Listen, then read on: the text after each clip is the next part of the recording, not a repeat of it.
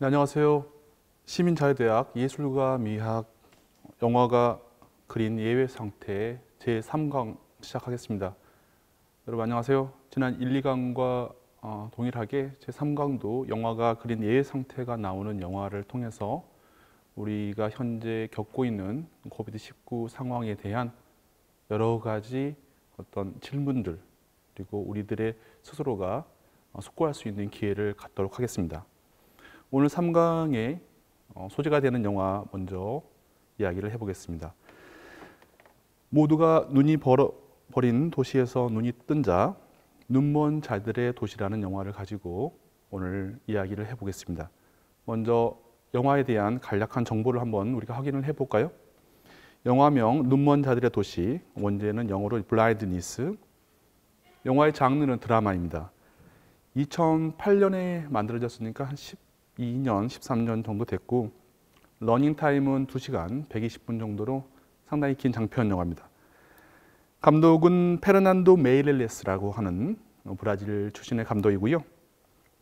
옆에 여러분들이 포스터를 보고 계시는데 우리가 익히 알만한 헐리우드의 유명 배우인 줄리안 무어와 마크 러팔로 같은 당대의 유명한 배우들이 주인공으로 나온 영화입니다.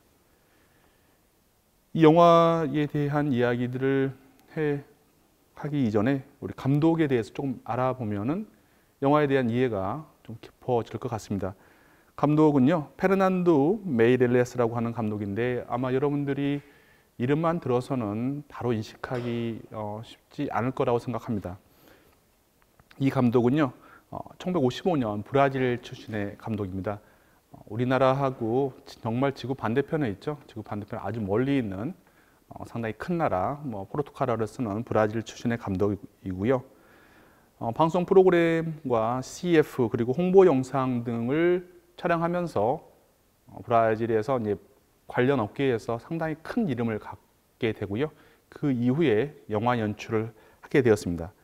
여러분들이 영화를 보셨으면은 이 감독의 그 이전에 어떤 경력이라든가 영상 어떤 촬영이라든가 이런 것들에 대한 것들을 영화 속에서 한번 그래서 저런 방식으로 장면들이 연출됐구나 하는 것들을 인지할 수 있을 것 같습니다. 필모그래피를 보면은요, 영화를 좋아하시는 분들은 알만한 작품들이 많이 나와 있습니다. 특히 2002년에 시티 오브 갓이라고 하는 영화는요, 남미가 21세기 영화 중요한 영화 중에서 손가락에 꼽을 수 있는 영화고요. 콘스탄트 가드너, 눈먼 자들의 도시, 오늘 우리가 다루게 되는 영화, 360, 사랑의 리우, 그리고 최근에 작년이 되나요? 금년이 되나요? 아직도 금년이군요. 그 오스카에서 상당히 또 봉준호 감독의 기생충과 함께 인구에 많이 회자됐던 영화 두 교황이 메이렐레스 감독의 최근작입니다. 이 감독은요, 어떤 영화들을 주로 찍는가 우리가 한번 좀 보니까 오늘 우리 다른 영화하고 조금 닮아 있는 재밌는 지점이 있습니다. 첫 번째 영화, 우리 시티 오브 갓이라고 하는 영화는 1960, 70년대 이제 브라질의 가장 유명한 도시죠. 리우데자네이로의 비민가를 배경으로 해서 한 범죄 스릴러 영화인데요. 오스카 4개 부문에 후보가 됐습니다. 미국 영화가 아닌 영화, 영미권이 아닌 영화가 이렇게 4개 분이나 홍보된다는 것에 대한 어떤 중요성은 이제 금년에 우리가 많이 느끼게 됐을 텐데요. 폭력이라고 하는 어떤 화두에 관련돼서 또 브라질의 역사에 대한 어떤 인식에서 사실 리오라고 하는 어떤 도시에 대한 그 여러 가지 키워드를 줄 수 있는 영화고요. 여러분들 한번 보실 수 있는 기회가 있으면 좋을 것 같고요. 그 이후에 이 감독은요, 되게 특이한 방식으로 영화를 찍습니다. 원작 소설, 그것도 상당히 세계적으로 명망이 있는 소설을 각색을 하는 방식으로 영화를 찍는데요.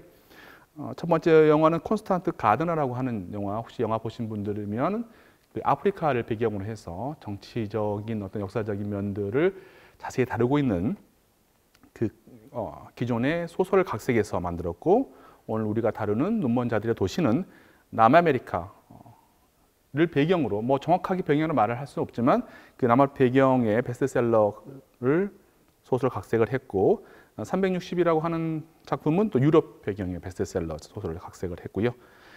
이 감독의 특이한 지점은 여러분들이 기억하실지 모르겠지만 2016년 브라질의 리우 올림픽의 개막식의 예술 감독으로 우리가 뭐 개막식에서 다채롭게 해 나가는 공연들 전체를 총괄했던 어떤 경력을 갖고 있습니다. 장이모 감독이 북경 올림픽에서 했던 것과 비슷한 거고요. 최근에 만들었던 연극했던 두 교황 같은 경우에도 뉴질랜드 출신의 소설가가 쓴 희곡을 각색을 해서 영화를 만드는 다소 본인의 어떤 스타일이 좀 이제 설정됐다고 볼 수가 있습니다. 이 감독의 영화 연출의 이제 특징을 우리가 조금 전에 본 것처럼 이제 광고를 찍거나 했던 경력이 있기 때문에 상당히 미장센, 연출이 좀 현란합니다. 강력하고요. 색감 등이 일반적인 리얼리즘 영화하고는 차별화가 금방 될 수 있을 정도로 현란한 색감에, 그래서 일견 뮤직비디오라든가 광고 영상을 연상시키는 그런 방식의 연출을 하고 있고요. 내용은 이제 기존에 이미 원작이 있기도 하지만 그 원작을 해석하는 방식이 영화가 다루고 있는 어떤 주제에 대한 도덕적인, 상당히 모랄적인, 그리고 일견 상당히 희망적인 시선을 가지고 있습니다. 영화가 다루고 있는 어떤 소재가 영화 초반, 중반에 상당히 암울하거나 부정적이어도 영화 끝나는 방식에서는 희망적인 시선을 견지하는 그런 방식의 연출 스타일을 보이고 있는 감독의 영화를 저희들이 보게 되겠습니다. 그래서 오늘 우리가 다루고 있는 이 영화 눈먼 자들의 도시도 원작 소설이 있습니다. 아마도 여러분들 중에서 일부는 영화를 보기 전에 소설을 아마 보신 분들도, 또는 영화를 보시고 소설에 대한 관심이 높아져서 소설을 보신 분들도 있을 거라고 생각을 하고 있습니다. 그래서 원작 소설을 조금 알아보면은, 원작 소설은 영화보다 한 8년 이전에 저술이 됐던 동명의 소설인 눈먼 자들의 도시라는 소설이고요. 이 소설을 쓴 사람은 이제 주제 사라마구라고 하는 사람입니다. 주제 사라마구는 포르투갈 출신의 소설가입니다. 포르투갈하고 이제 브라질하고 동일한 언어를 쓰고 있죠. 본국이 작은, 과거의 식민지가 훨씬 큰 특이한 경우에 어떤 본국과 식민지 관계인데, 주제 사라마구라고 하는 이제 포르투갈을 대표할 만한 소설가의 작품입니다. 주제 사라마구라고 하는 사람에 대해서도 우리가 한 번 더 알아보면은 뭐 며칠 전에 어제 정도에서 우리가 노벨 문학상도 한번 이렇게 수상 발표가 됐었는데, 주제 사라마구는 1922년 포르투갈 출생이고요. 용접공 생활을 하다가 시를 한 편 이제 한 20대 중반에 창작한 다음에는 또 다시 다른 창작 활동을 하지 않고 공산당 활동을 하다가 68년 시집을 가능한 시라고 하는 시집을 쓰고 82년에 수도원의 빈막록이라 하는 작품을 또 소설을 저술을 합니다. 이를 통해서 세계적인 명성을 얻게 되고요. 그리고 1998년에 노벨 문학상을 수상한 작가입니다. 이렇게 노벨 문학상 수상 작가의 어떤 원작을 영화로 각색한다는 것은 영화 감독들에게 저는 상당한 모험이라고 생각합니다. 많은 부분 이제 각색이라고 하는 과정을 통해서 소설이 영화되는 이런 어떤 결과에서 호평을 얻기가 쉽지 않습니다. 예를 든다면은 우리가 볼 수 있는 작품이 뒤에 이제 하나 있는데요. 다시 돌아가면은 뭐 화시 451이라고 하는 작품이 있습니다. 파렌하이트 451이라고 하는 1953년에 레이 브래드버리의 미국 소설가의 디스토피아적인 소설입니다. 아마 화시 451이라고 하는 게 이 영화 속에서는 책을 금지하는 디스토피아를 그리고 있는데, 이 영화를 누벨바그의 대표 감독인 프랑스의 프랑스 트리포 감독이 영화를 만들었지만 그렇게 크게 원작에 대한 어떤 평가에서 큰 호응을 받지 못했던 경험이 있을 정도고, 뭐 다른 것들도 되게 많이 있죠. 우리가 보면은 원작 소설을 능가한다, 이거 좀 쉽지 않는데 우리 감독은 이제 그런 어떤 모험을 스스로에게 부과하고 영화를 만들었고요. 돌아가서 이제 눈먼 자들의 도시의 이 소설 자체를 우리가 본다면 환상적 리얼리즘이라고 해서 남미를 대표하는 마르케스라든가 보르헤스 그리고 사라마고까지 트리오를 우리가 환상적 리얼리즘이라고 하는데 소설 속에서 개인과 역사, 현실과 허구 그래서 대표적으로 우화적 이 영화도 이제 마찬가지겠죠. 이 소설을 그대로 담아 오고 있기 때문에 풍자가 있고요. 상상력이 어마어마하게 뛰어납니다. 그런 모습들을 볼 수 있는 사라마구의 소설을 가지고 영화를 만들었습니다. 그 영화가 바로 오늘 우리가 다루는 눈먼 자들의 도시입니다. 간단한 어떤 이야기, 우리가 뭐 서사나 플롯 들어가기 전에 이야기만 본다면 이런 이야기입니다. 어느 날 오후 갑자기 문득 한 남자가 실명을 하게 됩니다. 어디서 실명을 하게 되냐? 운전을 하고 있다가 실명을 하게 되고 이제 그 신호 대기 중에 실명을 하게 되고 그 사람의 어려움을 어떤 사람의 도움을 주어서 본인 집으로 오게 됩니다.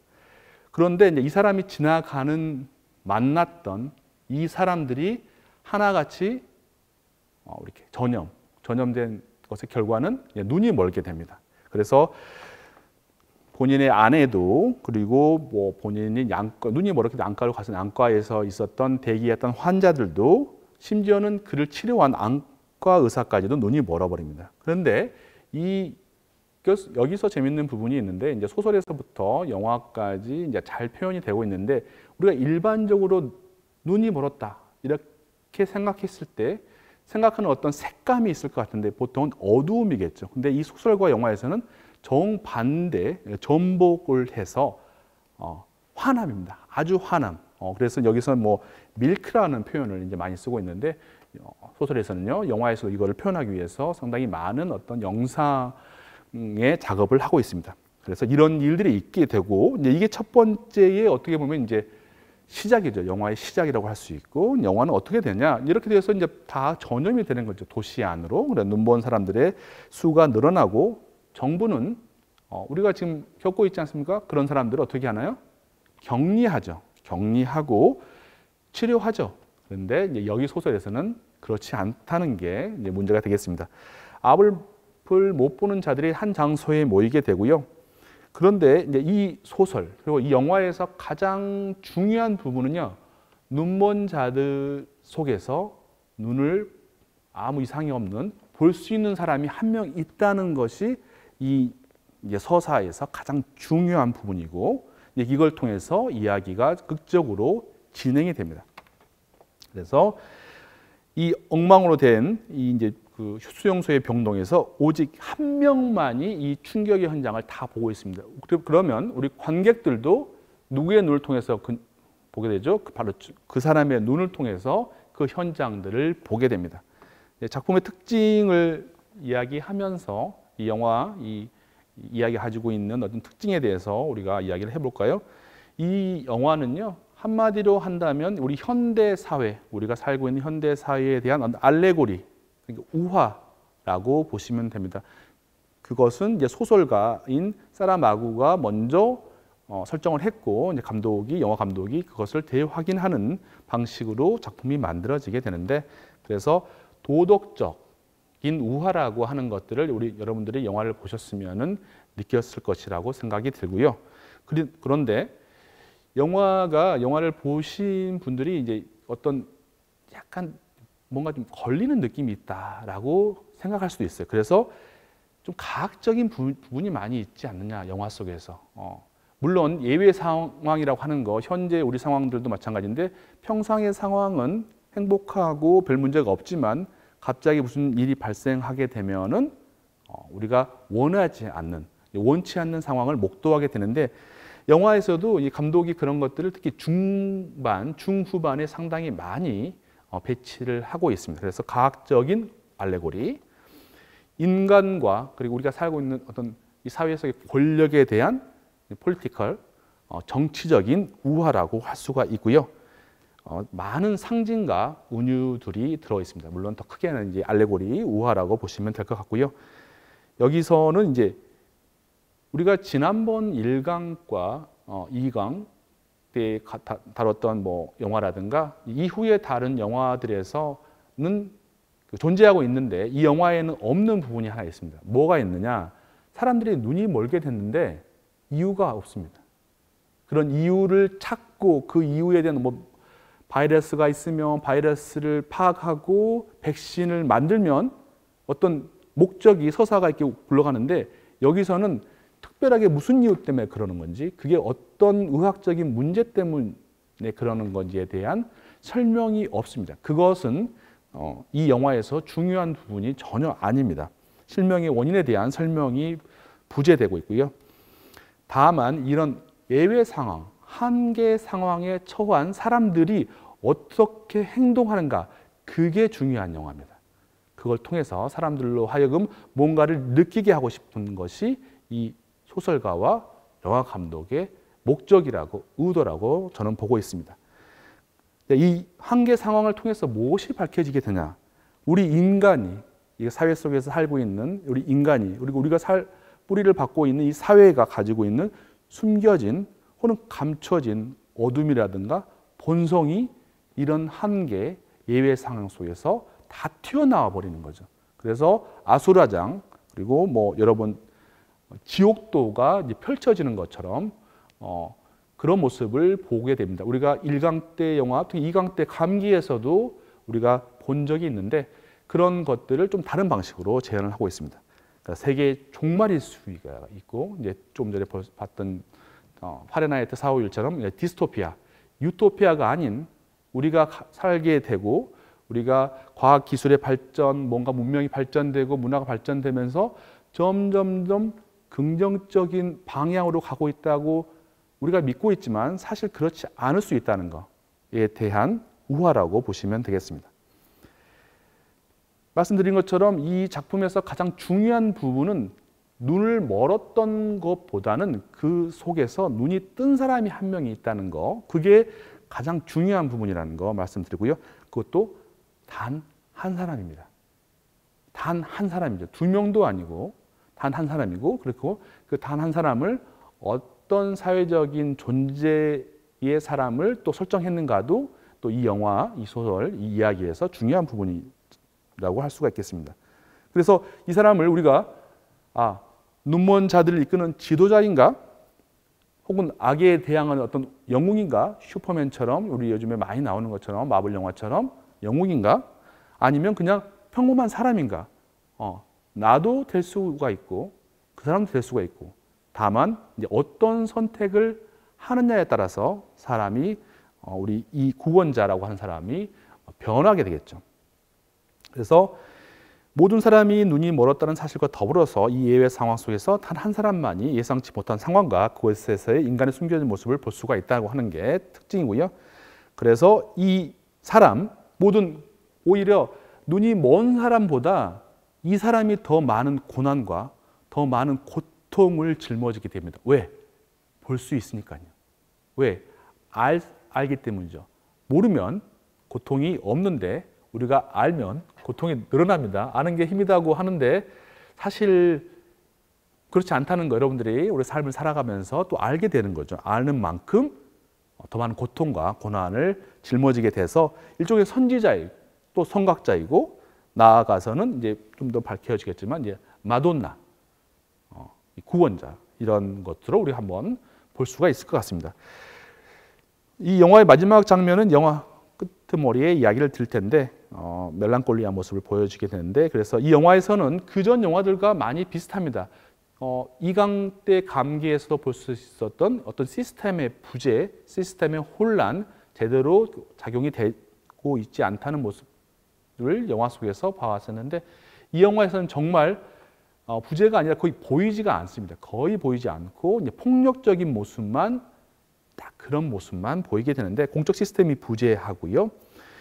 심지어 이 관리를요, 우리가 지난번 감기라든가 다른 영화에서는 이제 폭력적인 모습으로 그래도 이 사람들을 이끌거나 끌고 갔는데 아예 이 사람들이 울타리를 쳐놓고 밖에서 이 눈먼 사람들을 가둬놓고 스스로, 여기서 정말 스스로라는 것은 책임의 방기라고 밖에 볼 수가 없는데 관리를 밀어버린 공적기관의 모습을 볼 수가 있고요. 그로 인해서 이 공간이 혼돈의 공간이 되고요. 이 안에서는 그러니까 인간이 우리가 사회라고 하는 것들, 역사가 만들어지고 사회라고 하는 어떤 시스템 안에서 산다고 했을 때 그런 당연히 가져야 될 기본적인 권리가 완벽하게 사라진 공간으로 점점 밑으로 내려오게 됩니다. 관리자라든가 시스템이라든가 국가가 부재하고 마침내 이런 상황이 벌어진 이 공간은 약육강식, 적자 생존, 이제 나아가서 이제 지옥으로 변하는 거죠. 지옥으로 변하는 모습을 감독은 본인의 미장센에서 다소 과하다고 할 정도로 영화에 연출을 하고 있습니다. 아마 이 영화를 극장에서 보신 분들은 이 화면에서 작은 화면에서 봤던 분들하고 조금 더 다른 그런 모습을 느낄 그런 어떤 감정 상태의 경험을 했다고 저는 예측하고 있습니다. 그래서 작품의 특징은 이제 보편적 인식의 전환 혹은 반전이라고 했는데 이제 색채는 조금 전에 말씀드린 것처럼 우리가 실명이라든가 보이지 않음의 일반적인 인식을 어둠이라고 우리가 생각을 하고 있지 않습니까? 그런데 이 영화에서는 실명이 밝음의 과잉입니다. 밝음의 과잉을 소설에서는 이제 텍스트로 이렇게 적고 영화에서는 이것들을 계속해서 이제 촬영을 통해서 강조하고 있습니다. 그래서 이 밝음이 마치 폭발하고 있는 것처럼 이렇게 빵빵 터지는, 그래서 밝음이 주는 어두운 공포, 두 가지 색이 이 영화 속에서 가장 중요한 순간에 흰색과 어두운, 그러니까 흑백이 계속해서 교차되거나 또는 같이 제시되는 방식으로 영화를 이끌어가고 있습니다. 나름 이걸 뛰어난 영상미라고 우리가 또 평가를 해볼 수가 있을 것 같아요. 작품에 대한 상반되는 시선이 있다는 이야기를 하고 넘어가겠습니다. 원작이 뛰어나다, 원작이 뛰어난 노벨문학상 수상 작가의 소설을 아주 잘 재현했다라고 보는 사람이 있고, 조금 전에 말씀드린 것처럼 원작 소설이 있기 때문에 각색 그 정도는 안 된다라고 하는 두 가지 팽팽한 입장이 이 영화를 바라보는 눈인데, 뭐 우리는 그런 것보다는 영화 안에서 어떤 예외 상황에 대해서 예외 상황 속에서 우리 인간들이 어떻게 행동하는지 이것들을 살펴보도록 하겠습니다. 서사 구조는요, 간단합니다. 영화 서사 구조는 3막으로 돼 있어요. 처음에 바이러스가 발생하고 바이러스가 확산됩니다. 그리고 어떻게 되죠? 이 사람들이 수용소에 들어가서 이제 수용소 안에 생활이 상당히 길게 제시가 되고, 그리고 마지막에는 이제 탈출해서 이 사람 도시로 방황을 하게 되는데, 일반적이라고 한다면 3개 정도면은 어느 정도 균형감을 맞출 수도 있는데, 감독은 의도적으로 이번 수용소 안의 상황에 조금 더 많이 집중을 하면서 그 안에서 우리 인간들이 벌이는 어떤 무책임하고 무질서한 모습들의 포커스를 맞추는 이런 두 번째 부분에 조금 더 많은 집중을 했다, 이렇게 보여지고요. 그래서 시간, 공간, 인물을 보면 이 영화가 무엇을 말하고 있는지를 우리가 더 잘 파악할 수가 있을 것 같아요. 그래서 시간은, 이 영화의 시간은요, 불특정합니다. 우리가 1강, 2강 때 영화는요, 영화가 시작했을 때 확실하게 처음에 시간, 장소 계속해서 우리는 제시를 하고 있죠. 물론 그게 특정한 어떤 리얼리즘을 담보한 시간대는 아니더라도 어디에 뭐 심지어는 첫 번째 1강 때는 뭐 데이 1, 데이 2까지도 이렇게 제시가 됐는데 반해서 이 영화에서는 여기가 지금 이 시기가 어딘지, 지금 2020년인지 영화가 만들어진 2013년인지 혹은 또 과거에 언젠지 아니면 2030년에 언젠지라고 하는 어떤 구체적인 시간에 대한 구체적인 인디케이션, 제시가 없습니다. 장소도요, 어딘지 모릅니다. 불특정합니다. 저기가 우리가 한국 사람으로서 한국은 아니구나, 뭐 중국은 아니구나, 우리 아시아는 아니고 아프리카도 아닌 것 같은데, 그러면 나머지 뭐 유럽이라든가 뭐 북미라든가 남미 어디라고 추측할 수 있게 열려 있습니다. 인물들도요, 일단 목주적인 인물들에 대해서는 바로 말씀드리기로 하고, 이 영화에서 되게 재밌는 부분이 있습니다. 이 영화에서는요, 사람의 이름이 등장하지 않습니다. 사람의 이름이 등장하지 않습니다. 직업으로 나옵니다. 직업으로. 의사, 부인. 그러니까 심지어는 남편과 부인 사이에서도 서로 호칭을 하지 않아요. 그거는 소설 때부터 의도적인 겁니다. 왜? 이 사람들을 특정한 공간이나 특정한 상황 속에만 배치시키려고 하는 게 아니라 우리 인간들이다. 저 사람들의 얼굴이 어떤 육체적인 다른 모습을 보이고 있지만 그게 아니라 우리 인간들이다. 그냥 사람들이다. 너가 되고 내가 된다. 이런 것들을 강조하기 위해서 이런 장치를 쓰고 있고요. 그래서 시기는 불특정 시기고 인간의 영원한 현재, 그건 과거일 수도 있고 현재일 수도 있고 미래일 수도 있다라고 보여주고요. 원작 소설과 동일하고요. 우리가 영상을 보지 이제 못하니까 여러분들이 영화 보시면 그 수용소 안에서 시간이 변해가는 거. 처음에는 이제 처음에 바이러스가 발생하고 하룻밤이 지나고 그 다음날 되고 하는데 이제 어느 순간 이제 데이 3 여러분들이 하면 시간을 낮밤 이렇게 지나간 다음에 보면은 이제 여기서는 이 하나의 공간, 우리가 하나의 이 컷 안에서 어마어마하게 많은 시간이 지나가는 것으로 이렇게 제시를 하는데, 이게 저는 봤을 때 되게 영화만이 할 수 있는 어떤 시간을 압축하는, 편집을 통해서 압축하는 장치라고 보여져서요. 여러분들이 이제 이런 것들은 많이 요즘에 우리가 하고 있죠. 그래서 이것들 보이고 있고요. 공간에서는 이제 불특정 공간이라고 제가 일단 언급을 한 것처럼 유럽이나 북미나 남미, 저는 이제 그렇게 보입니다. 소설에서는 이 도시라고 합니다. 이 도시. 뭐 이게 지난번에 우리가 뭐 세크라멘토라든가 뭐 홍콩 혹은 우리가 분당 이렇게 적시를 하고 있는데 여기서는 이 도시라고 보여집니다. 원작 소설과 동일하고요.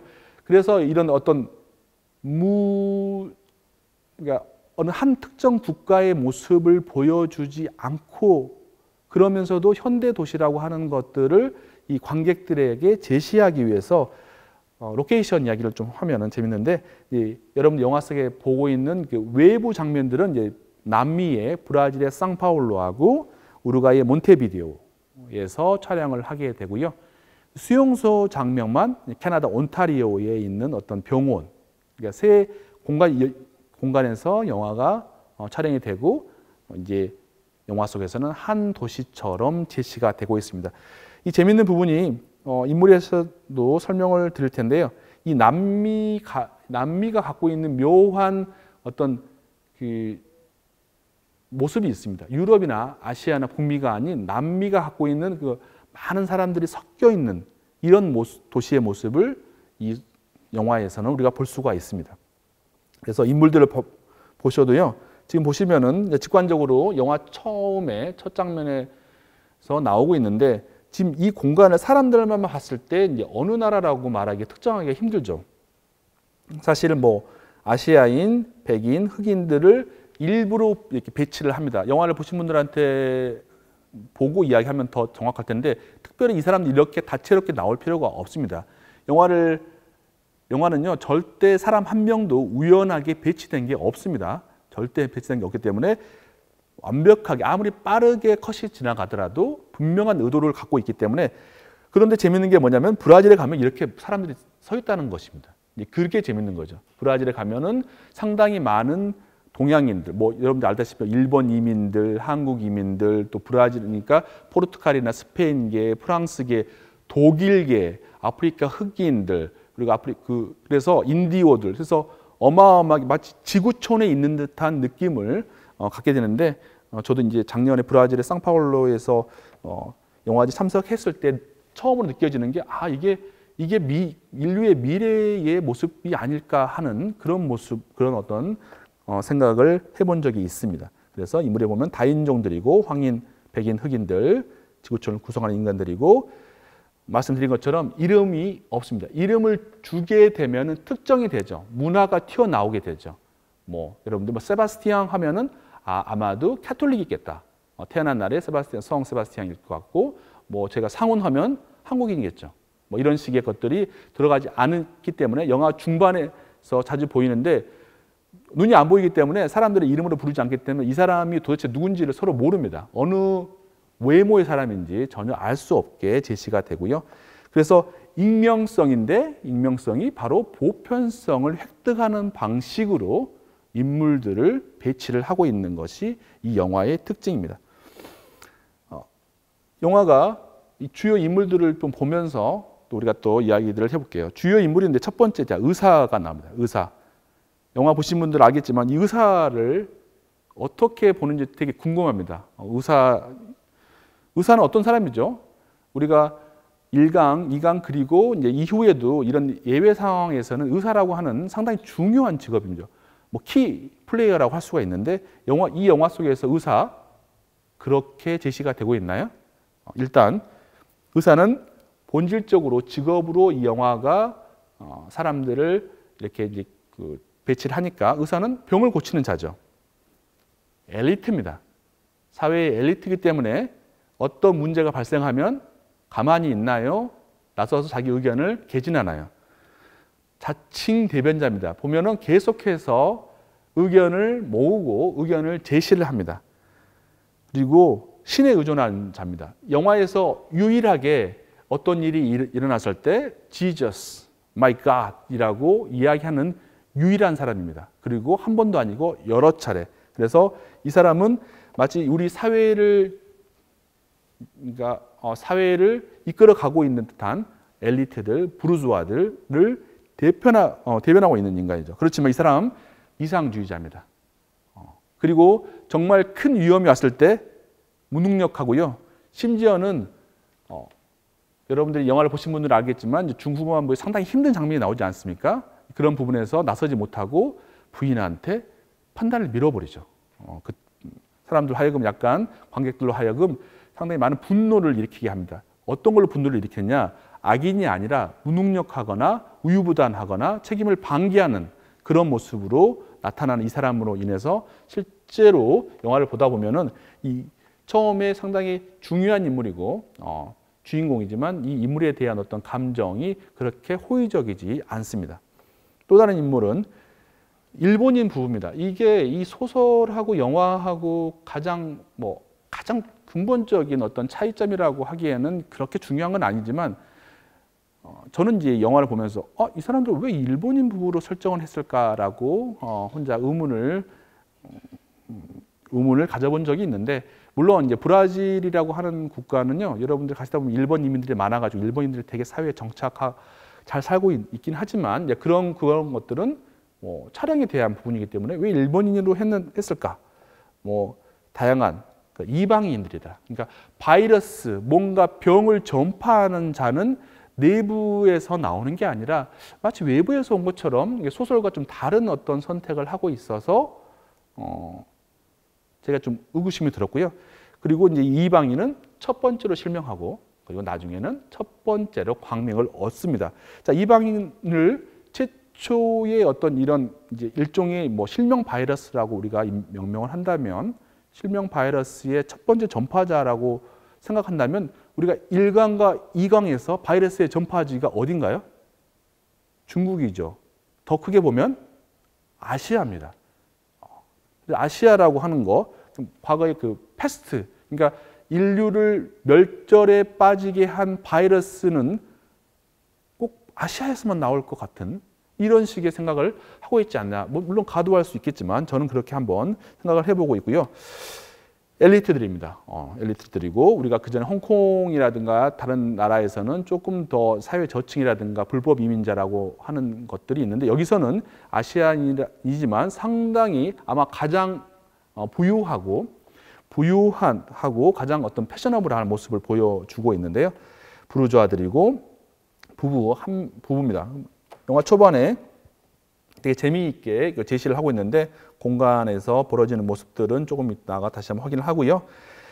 영화 속에서 보고 있으면 우리가 일반적으로 가지고 있는 일본인들의 어떤 관념을 약간 한번 트위스트 해주고 있습니다. 처음에 보면 처음에서 중후반 가면서 남편은 과거에 매몰되거나 이게 환상에 매몰되거나 무유부단한 데 비해서 부인은 능동적으로 변해가면서 상황을 타개하려고 합니다. 그래서 그리고 이제 영화에서 재밌는 부분 중에 하나가 이 영화를 와 소설이라고 브라질이라고 하는 나라는 상당히 카톨릭 국가, 포르투갈도 마찬가지인데 이 도둑이 있습니다. 이 도둑은 누구냐? 첫 번째 이 일본인 남자가 처음으로 이제 눈이 멀게 되는데 이 사람을 도와주는 척하면서 이 사람의 물건을 훔친 자입니다. 자, 이 사람은 어떤 사람이냐? 그냥 하나 훔친 게 아니라 이 사람은 도둑질을 하고요, 거짓말을 합니다. 자기가 도둑질 안 했다고 그러고 여자를 탐합니다. 이거 세 개만 보니까 우리가 종교에서 10개를 연상시키는데 이런 다양한 죄악을 저지르는 이 도둑은 나중에 총에 맞아 죽게 되고, 그리고 처음에 자기가 이 어떤 실명 바이러스를 감염받았던 사람의 손에 의해서 땅에 묻히게 됩니다. 죽게 되죠. 중요한 인물 중에 한 명이 또 매춘부가 있습니다. 이 매춘부는요, 어두운데 우리가 선글라스를 끼면 어떻게 되나요? 앞을 볼 수가 없죠. 그런데 이 여성은요, 항상 선글라스를 끼고 다녔습니다. 일종의 저는 과면이라고 생각합니다. 본인의 얼굴을 가리고 있죠. 본인이 하고 있는 일에 대한 어떤 죄책감을 볼 수가 있는데요. 이 인물은 이제 몸을 파는 자. 이것도 뭐 성격적으로 해석할 수가 있을 것 같아요. 그렇지만 아이를 돌봅니다. 여기서 되게 수동적인 인물이 한 명 나옵니다. 아이가 나오는데 아이가 특별하게 적극적으로 행동을 하기보다는 아이라는 존재성 그 자체로 의미가 있는 사람인데 그 아이를 돌보는 자고요, 희생하는 자입니다. 결정적인 순간에 주인공인 의사 부인과 함께 그 약당들에게 희생을 하는 데 있어서 처음에 가장 먼저 자원을 했던 인물 중에 한 명이고요. 그래서 근데 소설하고 영화하고 조금 차이가 있는데 소설에서는 이제 이 인물이, 그러니까 사람들이 다 광명을 얻기 바로 직전에 아주 늙은 노인과의 교감이 상당히 깊어지게 되고요. 소설에서는 눈을 뜨게 됐음에도 불구하고 본인이 한 선택을 그대로 하는데 반해서 영화 속에서는 뭔가 묘하게 조금 더 부정적입니다. 아마 눈을 뜨게 되면서 눈을 감았었을 때 상황과는 좀 다른 어떤 행동을 할 것이라고 하는 여지가 엿보이는 것이 영화의 특징이고요. 현명한 노인, 이제 바로 연결돼서 이 현명한 노인은요, 좀 더 저는 상징적인 인물로 보고 있는데요. 이 인물은 이제 소식을 알리는 자입니다.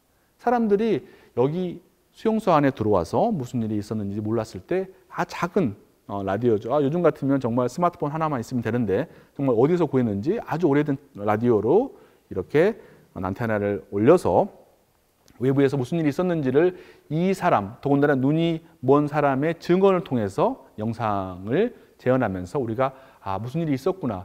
그러니까 계속 내부의 사건에 집중하다가 외부가 무슨 일이 있었는지를 되게 짧은 몽타주 컷으로 샷으로 보여주고 있습니다. 위로하는 자죠. 뭘로 위로를 하고 있나요? 이 사람은 사람들을. 이 사람은 이야기를 통해서 위로하고 있고요.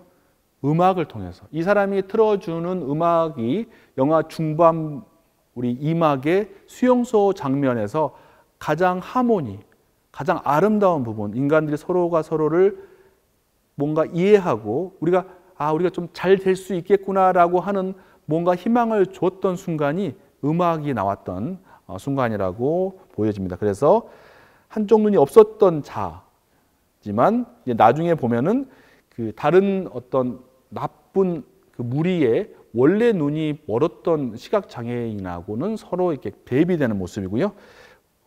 그리고 또 다른 인물은 이제 소년이 있고요. 안경을 썼던 인물인데 소설에서는 사팔뜨기로 나오고 있습니다. 보호의 대상이죠. 이 친구를 보호를 해야 됩니다. 이 친구를 보호하는 자가 좋은 자겠죠. 아이고요. 자, 이제 문제적 인물입니다. 다른 사람들은 보다 가장 중요한 사람이 이제 의사 부인으로 나옵니다. 이름 없고 직업이 부인입니다. 직업이 부인이요. 특별히 무슨 일을 하는지 전혀 제시되지 않습니다. 이 영화 속에서 눈을 뜬 한 사람이고요. 남편과 그리고 처음엔 남편에 국한되어 있었지만 점점점 모든 사람을 다 보살핍니다. 가장 많은 것을 알고 있죠. 그리고 많은 걸 할 수 있고 그로 인해서 갈등이 가장 심한 자입니다. 다른 사람들보다. 다른 사람들은 기초적인 어떤 그런 욕구를 충족하는데 모든 힘을 다 쏟는다면 이 사람들은 한 명도 아니고 수용소 모든 사람들의 그런 욕구를 충족시켜야 하는 어떤 부과된, 자기 스스로 부과한 의무가 있기 때문이죠. 그래서 첫 번째를 우리가 장면을 본다면 이제 프롤로그 장면에서 도시가 교통체증입니다. 영화 처음에 아마 극장에서 봤던 분들은 좀 많이 좀 그러니까 영화의 내용 이전에 이 사운드하고 이 영상 때문에 조금 이렇게 욕지기 같은 게 나올 수도 있을 정도로 상당히 소리도 세고 그리고 화면이 이제 이런 식으로 되죠. 처음에 보면은 영화가 명확하지 않습니다. 물론 장소를 정확하게 제시하지 않기 위한 작은 소개의 목적도 있겠지만 전반적으로 소리와 색이 범람하는 이제 프롤로그 모습을 볼 수가 있고 빨간색과 녹색 뭐죠? 신호등을 이 클로즈업 해주고 있습니다. 그러면서 무슨 일이 벌어질지 모르고 있는 상태이고 소리와 색이 범람하고 여기서 이제 영화를 나중에 이제 이야기가 조금 서서가 진행되면 바로 이 사람이구나. 차에 있던 한 남자가 눈을 비비고 있습니다. 눈을 비비고 있는데 눈을 비비고 있다가 이제 카메라가 뒤로 쭉 빠지면서 도시에 너무너무 꽉 찬 우리의 일상이 된 대도시의 일상이 된 이 교통체증이 한가운데 영화 그 다음에 이제 그 다음 컷에서는 이렇게 이제 조금 더 들어가서 이 여기서 지금 있는 차가 이제 그 일본인 남자 처음으로 실명한 자입니다. 이 남자가 왜 실명했는지 영화에서는 끝날 때까지 단 한 줄도 나오지 않습니다. 아무것도 나오지 않죠. 나중에 이제 프롤로그가 지난 다음에 보면은 영화 밤 장면에서도 또 차들은 이렇게 꽉꽉 차 있습니다. 꽉 차 있는데 이 바이러스가 이 도시와 이 나라와 우리 세계를 다 휩쓸고 간 다음에 어떻게 되나요? 도시는 사람들이 없는 이제 이 다음에는 후반부에는 정말 이제 여기가 엉망이 되겠지만 그 이전에는 교통체증이 없어진 도시의 모습을 볼 수가 있고요. 백색 공포가 시작됩니다. 눈이 안 보이게 되고 이제 여기서는 또 재밌는 게 이제 도둑도 밤에 선글라스를 끼고 가다가 또 실명을 하게 되고 천천히 하얀 밀크처럼 흰 우유처럼 사람들의 눈이 보이지 않는다는 것을 말을 해주면서 영화의 제목인 블라인드니스라고 하는 게 나오게 되고요. 공간들이 나오게 다양한 영화적 장치들을 통해서 이 감독이 본인의 미장센의 어떤 미장센을 이제 뽐내고 있고요. 많은 영화들의 리퍼런스를 볼 수 있는 장면들이 나오고 있고 첫 장면에서 이 두 부부의 장면부터 뭔가 그 이후에 그냥 이 남자 한 명만 현재는 이 남자 한 명만 지금 이 영화 전체 시간에서는 이 남자 한 명만 실명된 상태였기 때문에 이 앞으로 무슨 일이 벌어질지를 우리는 모르고 있습니다. 우리가 원작 소설을 안 읽었다면. 그런데 여기서부터 뭔가 지금 보시면은 이 장면 바로 다음인데 이거는 이제 카메라를 찍는 사람들은 알겠죠. 여기서 이 인물한테 우리가 집중을 하게 되면은 이제 뒤쪽이 환하니까 우리가 낮인 줄 알았는데 다시 바깥쪽에다가 포커스를 맞추니까 어두운 밤이었다는 거죠. 이렇게 바뀌어지고 그 다음에 두 공간을 문을 통해서 분리를 하고 있고요. 오른쪽에 뭔가 무서운 야수가 등장하는 듯한 뭔가 무슨 일이 벌어질 것 같은 어떤 장면들이 보여주고 그 다음 장면에서는 다시 한번 더 깊게 들어갑니다. 더 깊게 들어가면서 이것을 좀 알 수 없는 괴물이 등장할 것 같다. 이 괴물 때문인가? 이 괴물이 이 사람의 눈을 어젯밤에 어떻게 해서 그런가? 라고 하는 모습, 우리 상상을 해볼 수도 있을 것 같습니다. 어둠 속에 위험이 있고 깜깜해지고 선글라스 조금 전에 말씀드린 것처럼 인물에 대한 이야기들이 있고요. 여기서 이제 그 처음으로 우리가 의사와 의사 부부의 처음에 함께 등장했을 때도 보면은 두 인물을 분리를 해 놓고요. 두 인물 사이에서 나름 소통이 되는 것처럼 하지만 소통되지 않고 있습니다. 그리고 특히 이제 부인이 남편으로부터 정당하게 대접받지 못한다는 어떤 살짝 강하지 않지만 그런 뉘앙스들을 보여주고 있죠. 어떤 의견을 제시를 했을 때 남편이 돌려서 아니라고 말하는 장면이 나오는데요. 그 이후에 이제 벌어지게 되는 상황, 이 남편이 부인에 갖고 있는 묘한 애정 속에서도 묘한 감정의 처음을 우리가 볼 수 있는 장면이 여기에 있습니다. 그래서 부인은 남편의 어떤 묘한 말 때문에 혼자 고립돼서 이제 술을 먹는 장면이 있고요. 이 장면 같은 경우는 영화적 장면인 것 같아요. 그래서 여기서 보게 되면은 이제 영화 속에서 인물들의 초창기 인물들이 설명한다라고 했을 때 감독은 어떤 식의 미장센을 하게 되냐면은 일단은 하얗게 이렇게 우리가 뭔가를 잘 안 보이는 것 같이 이렇게 눈을 비빌 때 하고 동시에 사운드로 찡 하는 소리를 함께 제시를 하면서 처음에 이제 여러 명의 중요 인물들의 실명을 표현을 하고 있습니다. 이 소년의 실명식 때도 비슷하게 제시를 하고 있고요. 이제 그렇게 해서 영화의 처음 이 남편 의사가 수용소로 가게 되는 날 그날과 그리고 나중에 이제 3막에서 다시 돌아왔을 때 3막 전에 2막 마지막 3막 때 돌아왔을 때에 이걸 통해서 이제 영화에서 가장 쉽게 시간의 경과를 보여줄 수 있는 설명이 아니라 이미지를 통해서 보여주고 문제가 되는 이제 수용소입니다. 수용소의 첫 장면입니다. 수용소가 우리가 보던 수용소하고 장소는 비슷한데 말씀드린 것처럼 관리자가 부재합니다.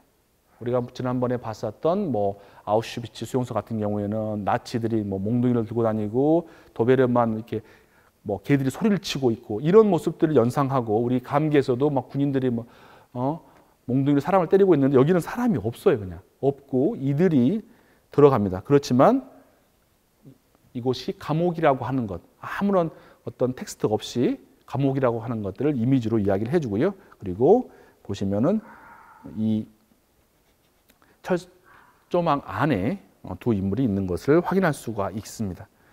그리고 이제 계속해서 이제 시간이 지나면서 이 바이러스가 퍼지면서 이 눈을 보지 못하는 사람들이 계속 기하급수적으로 늘어나면서 새로운 사람들이 올 때마다 이 공간이 수용소라는 것, 이 공간이 외부로부터 차단된 곳이라는 것을 계속해서 제시를 하고 있고요.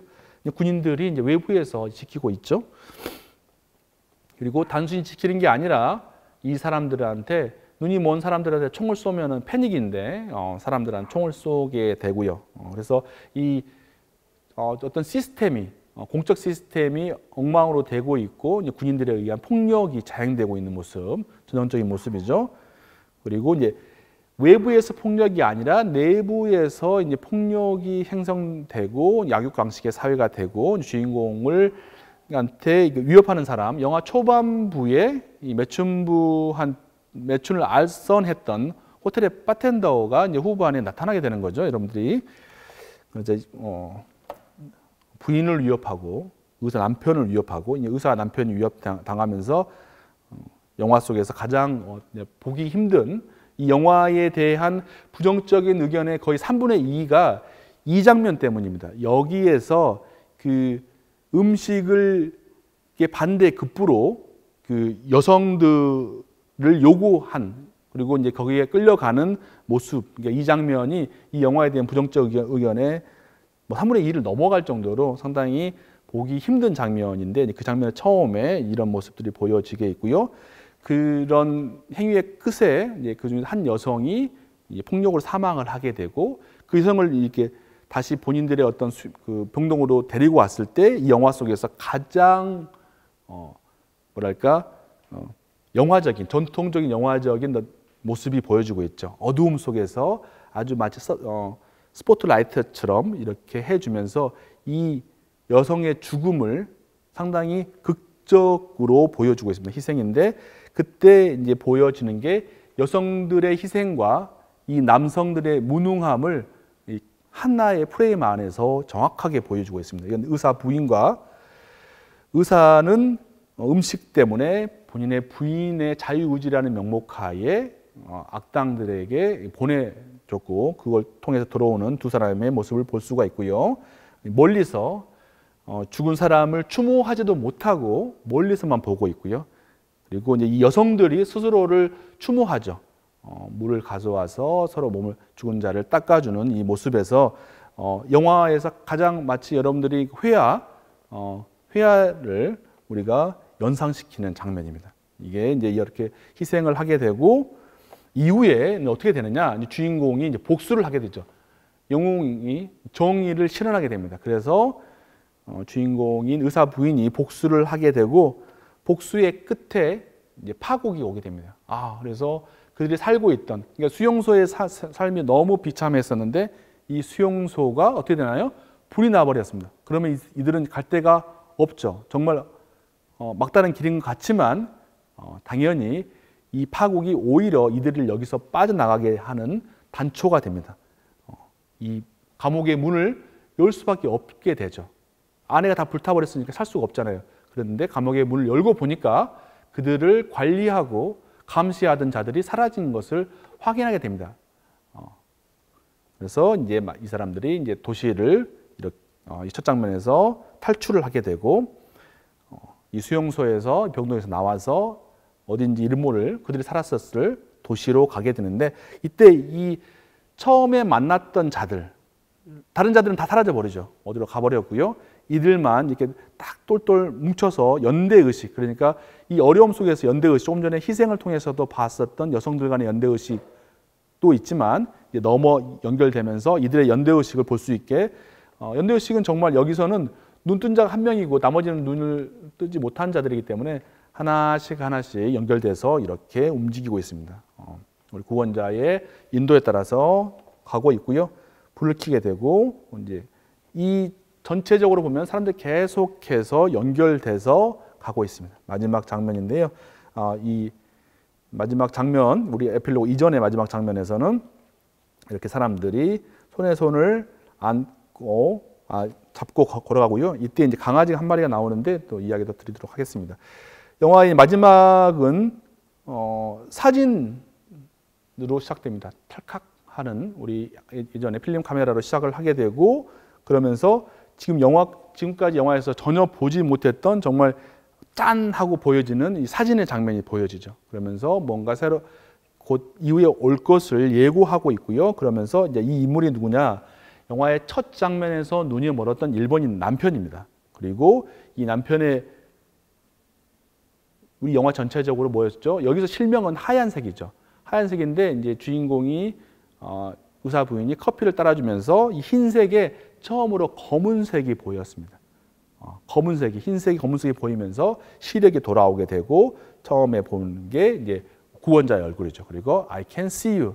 당신이 보여요. 당신을 볼 수 있어요라고 하면서 시력이 돌아오게 됩니다. 그러고 자기의 부인을 쳐다보게 되고 사람들이 시력이 돌아옵니다. 소설에서는요 밖에서 소리가 들립니다.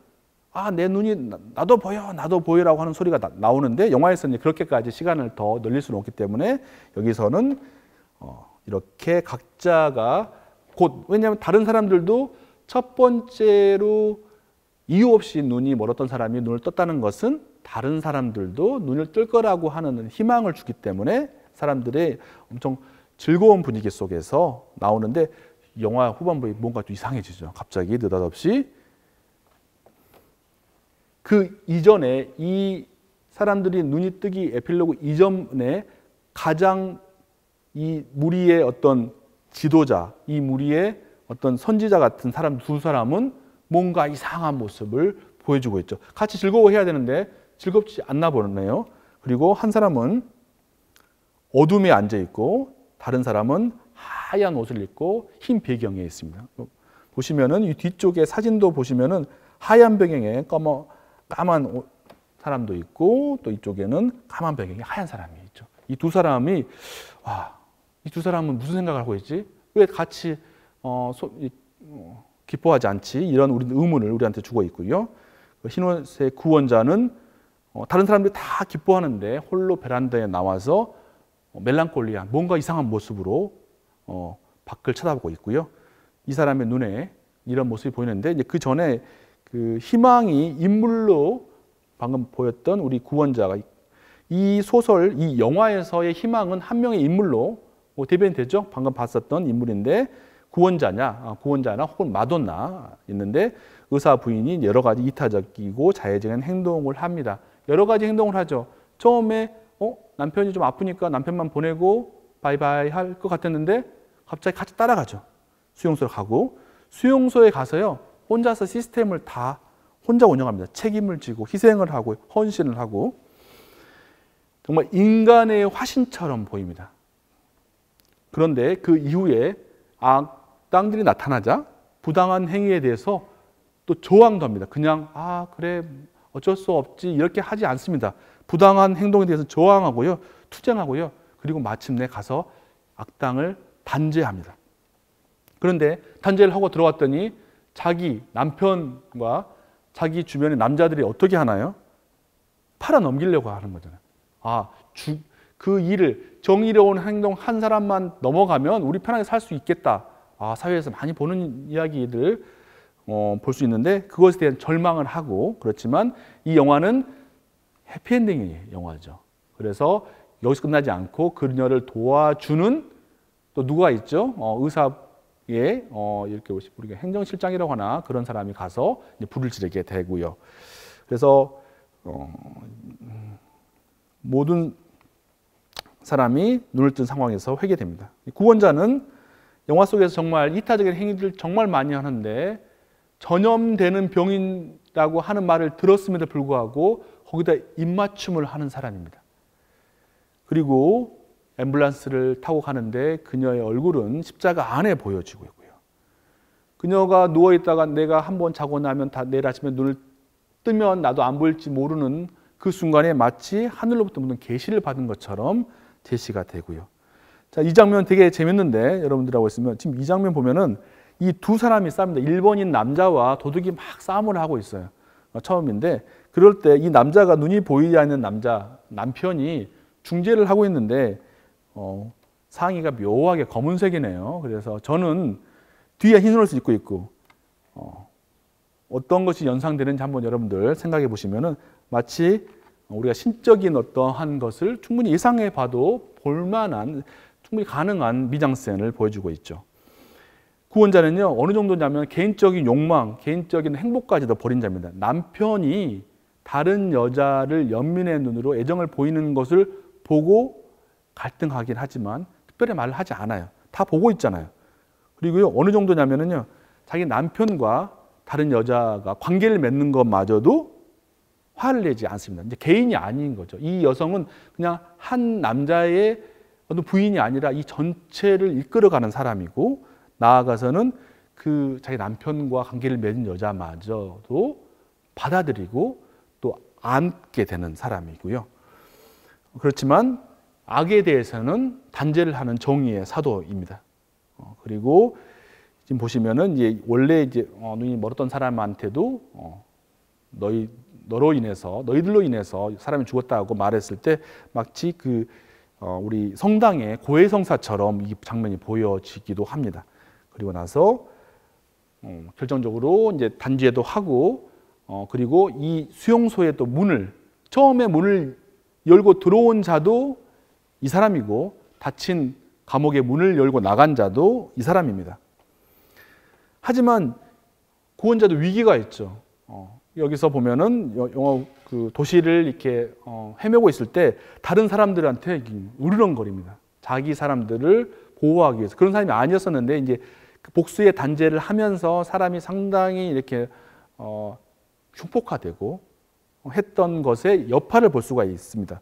그리고 모든 일을 전부 구원하지 않는다. 우리가 좀비가 나오는 영화들 많이 보면 항상 슈퍼마켓이 나오죠. 거의 대부분 다 슈퍼마켓 가면은 90%는 아무도 없습니다. 없는 곳에서 우리가 맛있는 걸 많이 찾아내죠. 여기서 일부러 사람들을 많이 있는 곳에 이 사람이 가게 합니다. 그럼으로써 이 사람의 어떤 이기심, 이 사람의 어떤 갈등을 보여주기 위해서 장치를 하게 있고요. 여기서도 보면은 스스로의 어떤 모습에 많이 실망한 이 여성을 구원하게 되는 계기가 이 강아지죠. 옆에서 보면은 사람의 시체를 먹고 있는 강아지 옆으로 한 마리의 강아지가 유유자적하게 와서 소설에서는 이게 눈물을 핥아줍니다. 핥아주는 어떤 존재인데 여기서는 같이 안아주면서 다시 한번 어려움을 겪으면서 구원을 회개하게 되고 교회로 들어갑니다.